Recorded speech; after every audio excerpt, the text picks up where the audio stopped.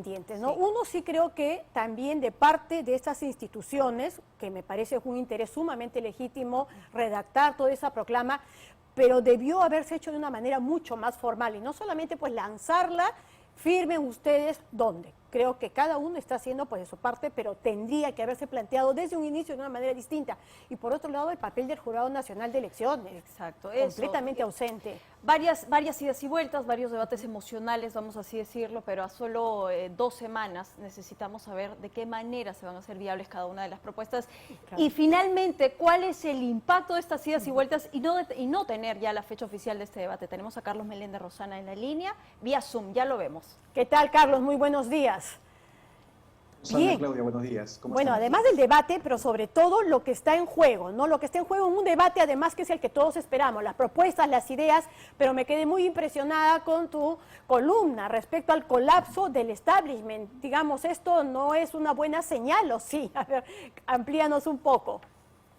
Bueno, y no es un fenómeno solamente en el Perú, ¿no? Los establishment están a riesgo de colapsar en Colombia, lo que estamos viendo, en Chile con las elecciones que vienen en los próximos días y en el Perú principalmente, porque el sistema económico, empresarial, el establishment, como se le llama, está a punto de ser cambiado o está en riesgo de ser retado precisamente por un candidato anti-establishment, por alguien que representa o que busca representar, mejor dicho, a los perdedores del crecimiento económico. Esta es una elección entre ganadores y perdedores del crecimiento económico.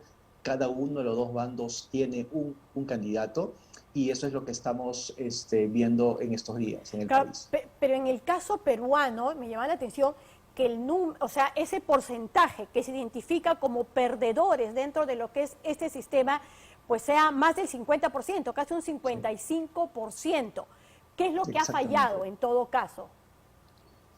Mira, no es solamente, el crecimiento económico no solamente tiene que dar bienes materiales, no tiene solamente que satisfacer materialmente a la gente. De hecho, la pobreza ha disminuido y la desigualdad también en los últimos 30 años, sino que ha generado expectativas que están muy por encima de lo que realmente se pueden cumplir. Entonces, las expectativas, incluso los niveles socioeconómicos altos, A, B, C, D y hasta el E, todos tienen más expectativas de lo que realmente pueden conseguir.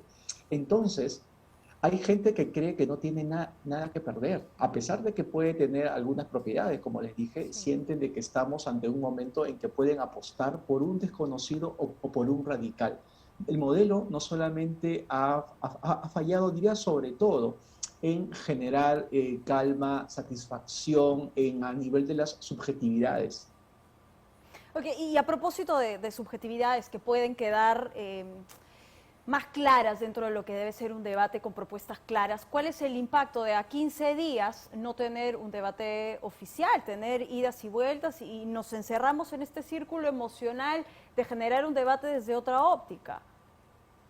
Sí, lamentablemente no hay un cronograma oficial de debates. Los debates ayudan a pasar a la parte más argumentativa, más racional, más de intercambio de propuestas. Y los debates, pues, normalmente eran las organizaciones, las autoridades electorales quienes tenían la legitimidad para poder establecer muy rápidamente las reglas de juego.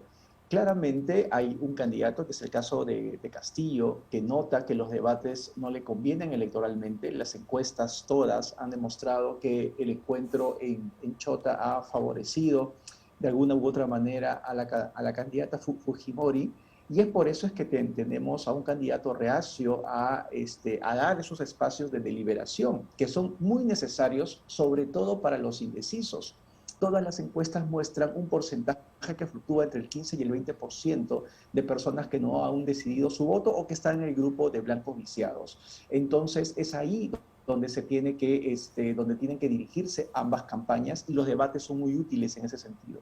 Pero ¿cómo ves en ese sentido el papel que está jugando el Jurado Nacional de Elecciones? En todo caso, ¿cuáles son los límites que tiene para poder precisamente llevar adelante este debate? O sea, perfecto, todos estamos de acuerdo que eso tiene que hacerse de manera consensuada, pero cuando no hay una respuesta de parte de uno de estos grupos políticos, pues hasta dónde se puede terminar pues, presionando, por decirlo directamente.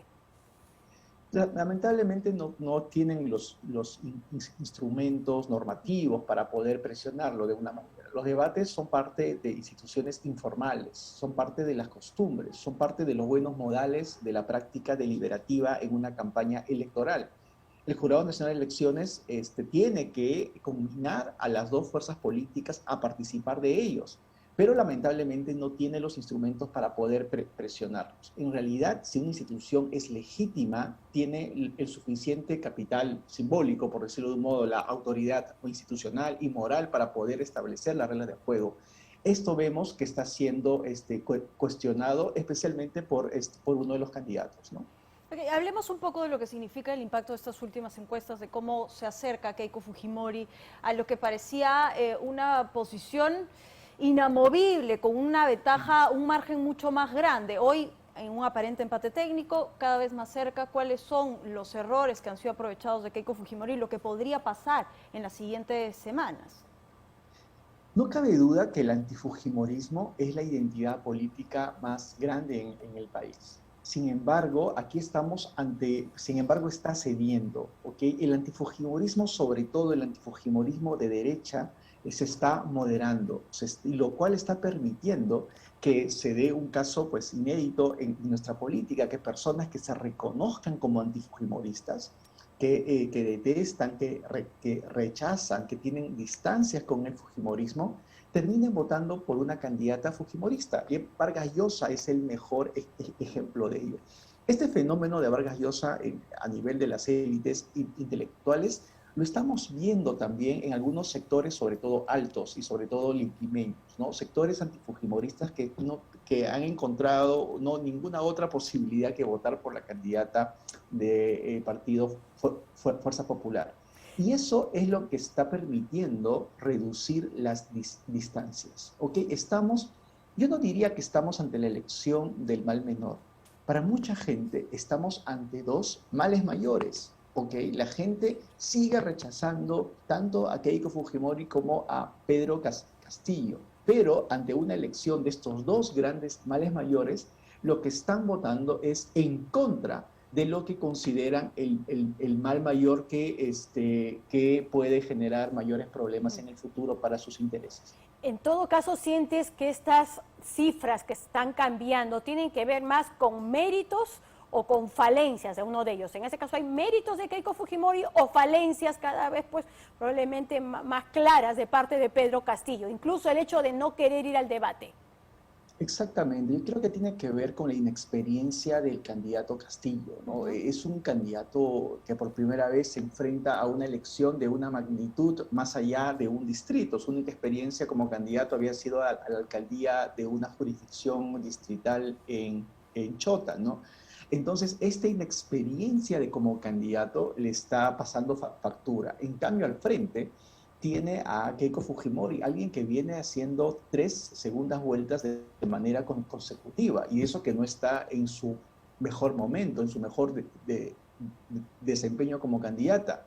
Por lo tanto, creo que efectivamente, no solamente hay obviamente méritos de la candidata Fujimori, pero creo que sobre todo los errores comunicacionales, la falta de experiencia en una campaña electoral, lo que está haciendo reducir las simpatías que tiene Castillo, ¿no? Okay. Bueno, faltan 4 semanas y cualquier cosa puede ocurrir porque, digamos, en estos días el más mínimo error puede resultar bastante caro para cualquiera de los dos, ¿no es cierto?